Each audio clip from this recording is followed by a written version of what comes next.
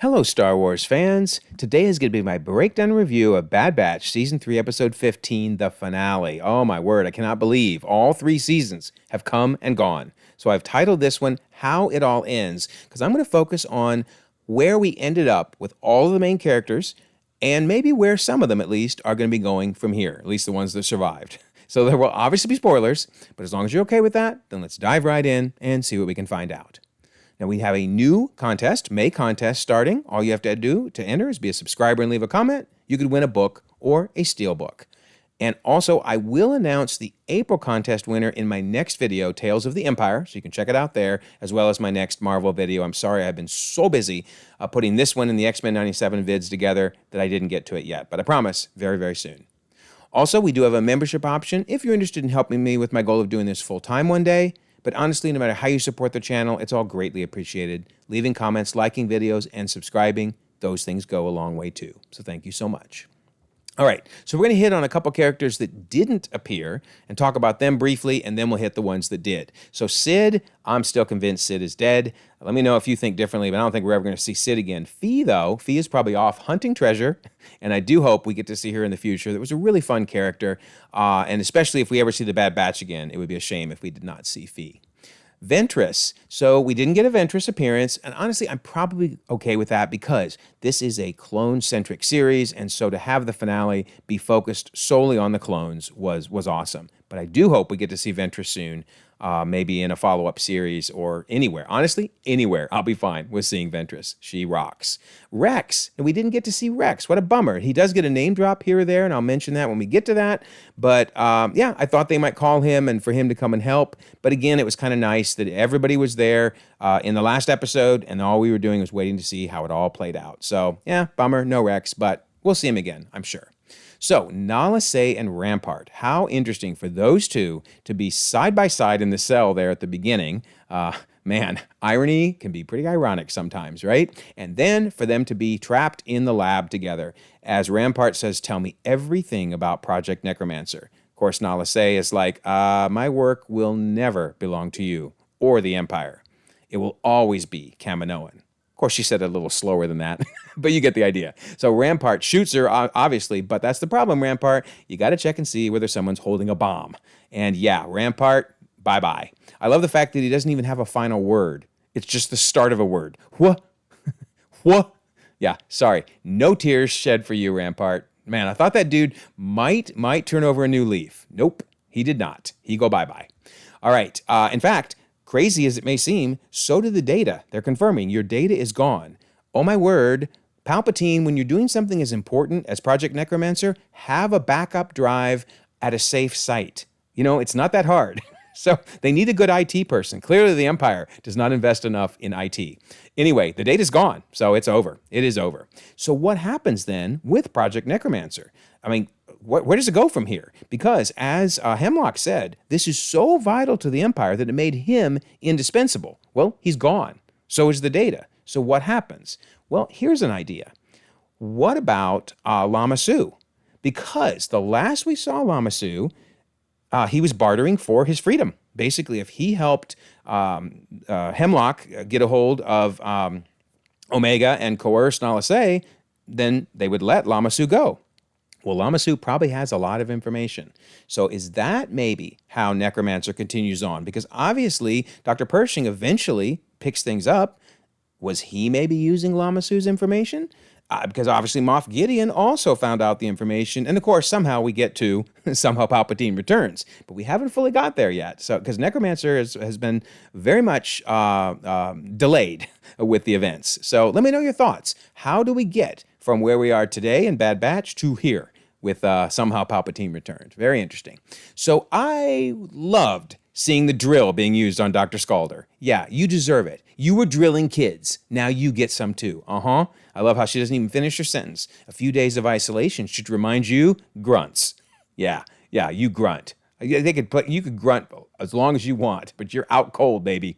Now, what's interesting is we do see her walking around later. So, I don't know, did she escape or did she die in all the craziness on Tantus? Because she might also have some information that would help Necromancer get going again. But I don't think so. She really was a lackey. She did not have much information to give, I suspect. So very interesting. Clone X Troopers. We learned our answer. What's behind the red misty cells? That would be the clone troopers. And they turn out it's not Echo. They're not clones of Crosshair, but they are really, really tough. So it was awesome to see them, but it kind of turned out they were like Marok in the Ahsoka series, where it was just smoke, right? There was no big secret. It was just that they are clones being reconditioned. In fact, we learned that, right? Because Hemlock says to the Bad Batch, if you survive, you will make fine operatives. And, well, if not, there's no shortage of clones to test on next. So that makes it clear it was just regular old clones, as they said here, the clones that were deemed useful, he conditions. So I don't know what it was he was doing to them, but boy, were they scary. When the 4 of them came out, I was really worried for everybody. I mean, it's not even fair. Their weaponry is so good. That boomstick, man, that's scary. So did I feel sorry when this guy then got impaled by his own boomstick? No, I did not. No, I did not. So yeah, but still, man, they were scary. What an episode. So much amazing action. But bye-bye Stormtroopers, or Clone X Troopers, and bye-bye Scorch. Scorch got, well, scorched, lit up, and falls off the bridge into Nowhere Land. And, I've heard some fans saying they're bummed, since obviously he's a character that's been around for a while, but man, he was never going to stop serving the Empire. That was clear. And so this is what happens. Live with the Empire, die by the Empire. So, yep, so much for him. And speaking of living and dying by the Empire, Hemlock. So Hemlock gets lit up like 4 times at least, maybe 5 times, before he finally falls over the edge and into the abyss. And of course, anytime the main bad guy dies, you got to follow him all the way down, right? Until he splashes in the water. Goodbye, Hemlock. That dude has got to be dead. Please tell me he didn't somehow survive. Then Tarkin. It was really interesting to get yet another Tarkin appearance, right? He says, you can expect my arrival shortly. I thought it was awesome how they showed up right after the Bad Batch left. That timing was perfect. But then this was really cool. Basically, Tarkin says, shutter this facility indefinitely and redistribute all funding to Project Stardust. So basically, remember Stardust, that is the Death Star plans. Because in Rogue One, this is from Rogue One, Cassian was trying to get the file for Stardust, which of course he does get, and hands over to the rebels. So yeah, that means the money was spent first on Necromancer, then spent on the Death Star, and a second Death Star, then back on cloning, then back on the Death Star. Man, they've spent a lot of money on stuff that ultimately did not go anywhere. Craziness. All right, so what about the Zillo Beast? I loved the Zillo Beast, man. He was so cool. Wreaked havoc like in Jurassic Park, stepping on people, eating them, and ultimately, I think he's just escaped and lives on Tantus. Because as Tarkin said, they basically abandoned the planet, so that Zillo Beast is happy roaming around, free as can be. And I love it because he brought up one of the funniest lines when they were trying to figure out who released it. Who released the Zillo Beast? Echo's handiwork or Omega's? And Hunter and Wrecker in unison. Omega. Nobody else could cause this much damage but Omega. Love it. All right, so what happened to the kids, a.k.a. the specimens? So I'm kind of glad that they got off on a shuttle early. I was so worried for them. Would have been cool to see Baron use his force ability, the little baby, but honestly, he wouldn't have known what he was doing. I mean, this was the right move. Get them off, get them safe, and then now they're on Pabu, and then Omega's asking how long before we find their families, and hey, we get our Rex shout out. Rex and I are working on it. So nice to think they'll all be returned to their mom and dad. Especially the 3 older kids. They've been gone for a while, probably. Man, the trauma they went through, crazy. Then we have the captured clones. It was cool to see them finally getting in action. I mean, you felt so bad for them, right? They pretty much given up hope, they said, right? But when asked, do you want to help with one more fight? Immediately, they're like, yep, I will. Well, they thought about it for a second, but then immediately jumped in with, I will. I got one more fight left in me. Me too, me too, me too. And they all joined. And it's kind of tragic to think that they could have left, and everybody would have understood after all that captivity. They could have left, but instead they came to fight, and then to see some of them die, oh man, that was rough. Felt so sorry for the ones that died. But on the other hand, they never leave any clones behind. So I'm sure he understood as he was dying. He was like, I did it for a good cause, but still, man, oh, that was rough. But also, it was cool to see that some of them helped actually save the Bad Batch. They were vital to this escape, so it isn't just like they were fodder or something. I mean, they were key. Then it's nice to see them back on Pabu, the ones that survived at least, and they're eating sushi. Yum, yum. Love sushi. And then Echo. Let's talk about Echo, but also this still ties with the clones because he says, I'm heading to Pantora to help get the clones settled. So that's cool. He's helping some of them settle there. Maybe some will stay on Pabu, who knows. And then Hunter kind of talking about everybody, but mentions they're free to follow their own paths. And now we get to choose who we want to be. So that's really cool. He's referring to the Bad Batch, Echo, and all those clones. Hey, we're gonna form our own path now. No one else is gonna tell us what to do. That's awesome. Very cool. Very cool. What about Emerie? So Emerie and Echo hung out so much together, so it makes sense to follow Echo with Emerie. So I'm wondering how much she really was informed about what Project Necromancer was. Look at how she says these things. Their genetic material was required for certain medical testing. Not real clear, right? She just says certain medical testing. And then Omega was vital to Hemlock's main objective for the Emperor, Project Necromancer. But she doesn't actually say what Project Necromancer is. However, it is clear that this was all because of the Emperor. So, this is an interesting line when Echo says, I'm sure Senator Chuchi would find what you have to say very helpful for our cause. Is it possible that Emerie can rat out these plans and get the Emperor in trouble? I mean, she says, I would like to help however I can.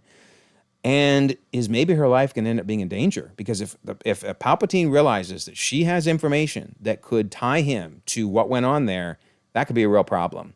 But also, maybe some of her knowledge is what lets Necromancer continue on. We'll have to see. Maybe somebody captures her and gets information from her. I don't know, but I'm kind of worried for Emerie, to be honest. And notice, no glasses now. Finally, those weird grid glasses are gone. I really wanted to know what they were for. I guess we will never know. But yeah, let me know your thoughts on what will happen to Emerie from here on out. Then let's talk about the Bad Batch. So, yep, Tech is indeed still dead. Clone Force 99 died with Tech. And of course, we see his glasses there at the end as Omega is keeping them in memory of him. So, bummer, real bummer. I kind of hoped maybe there was a chance he was alive. But honestly, him staying dead gave significance to that. So, they kept us guessing this whole season. But this was for the best. It was for the best. So what about Crosshair? Oh, my word. That was something else when they chop off his shooting hand. But think about the symbolism. The hand represented PTSD for him, right? It was always shaken. And now his hand has been left behind at Tantus. It's almost like symbolically he's left his trauma behind on Tantus. Now, I'm sure he'd rather still have a hand, but he can always get one of those electronic hands like Luke did. But yeah, that's kind of cool to think that he left his hand behind and hopefully got over his trauma.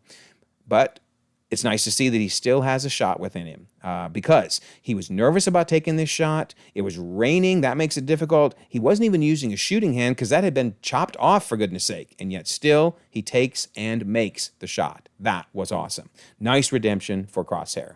So what about the Bad Batch in general? Of course, we see them all together at the end. I'll mention Wrecker at this point because we haven't really talked about him. I'm going to bet he needs a good chiropractor because he went through hell and back in the last couple episodes. And of course, there's Batcher, and we know that all of them are still alive in the epilogue. Speaking of, let's talk about that epilogue. So we see Hunter is the only one of the Bad Batch we see, and he's aged up. That's kind of cool to see, but still alive, and still wanting to protect Omega, which is cool. And speaking of Omega, she is now aged up as well. I'll talk about how much I think she's aged up in a moment, but I would guess around 15 years, but we'll talk more about the timeline in just a second. But here's one last look at, I'll be honest, annoying Omega on the left, and then really cool adult Omega on the right. So, wow, what a character progression for her. It's very similar to how Ezra drove me crazy, and then I liked him better. Ahsoka Tano drove me crazy, liked her better. The only one, Taz, I never really got around to liking him in Resistance. Oh, boy, that dude was annoying. But anyway, very cool to see Omega aging up here. Nice to see her and Hunter spending this last moment together before she takes off. And where is she going to head off to? The Rebellion. The Rebellion needs new pilots now more than ever. So that, I think, is a good hint as to when this is happening in the timeline. And again, I'll get to more of that in just a second. But she says, you don't have to worry about me. And of course, Hunter's like, I will always worry about you. And as a dad, I can tell you, even when my son leaves the house, grows up, I'm still going to worry about him. It's just what we do. So yeah, this was really touching. When I watched the episode, it didn't affect me as much. But as I was going through and really analyzing to make this video, man, I was choking up. This was a really, really good scene. Very impressive. And then she says, keep an eye on Wrecker and Crosshair while I'm gone, and mentions Batcher as well. So we know they're all still alive at this point, so that's cool. And then she gets in her ship. There's Gonky.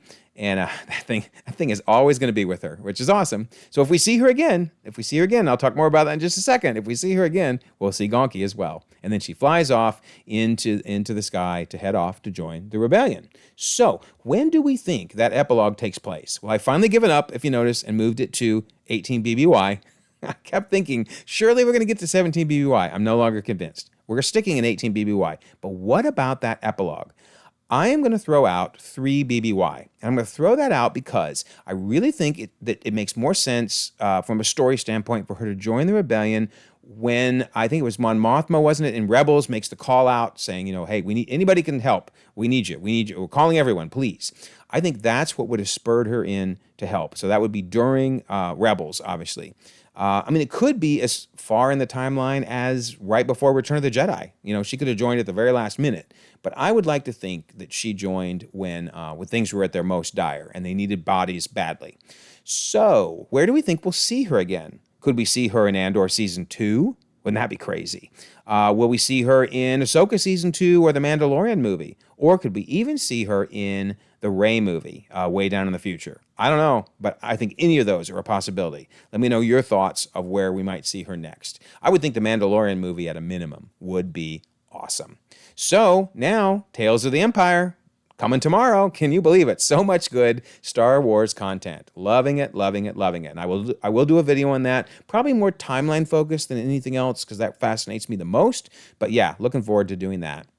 So don't forget, make contests, be a subscriber, leave a comment, win a book or a steel book. And of course, we have that membership option if you're interested in that.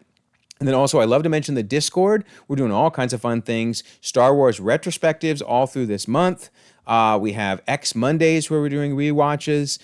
We have Mutant and Multiverse rewatches on Wednesdays, and here's even more of those. We have WandaVision and Foxverse rewatches on Fridays.